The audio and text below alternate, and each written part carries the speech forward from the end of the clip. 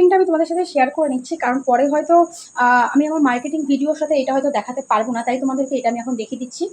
কারণ marketing video তো মানে যাদেরটা দিচ্ছি না তাদেরকেও থাকবে আমাদের, কিন্তু যাদের দিয়ে ফেলবো সেটা তো তোমাদেরকে দেখাতে পারবো না। তো চলো তোমাদের সাথে এটা একবার শেয়ার করে নিই। যে প্রথমেই দেখাচ্ছি এই যে প্যান্টটা, এটা হচ্ছে কিন্তু সাদার মধ্যে পুরো পাটিয়ালা প্যান্ট। আর দেখো এটা এই যে হাতায় এরকম লেস লাগানো রয়েছে, আর এই যে গলাটা, আর এই যে কুর্তিটা, দেখো কুর্তিটা বেশ সুন্দর, পিওর, পুরো পিওর, মানে সুতির মধ্যে মনে হচ্ছে, আমি তো কাপড় অতটা চিনি না। তো এই কুর্তিটা আমি নিয়েছি আমার শানের আন্টির জন্য, যে পরায়, তার জন্য এই যে টু পিসটা দেখে নিলে আমি এইটা ওর জন্য নিয়েছি। কারণ দেখো পুজোর সময় তো দিতে হয়।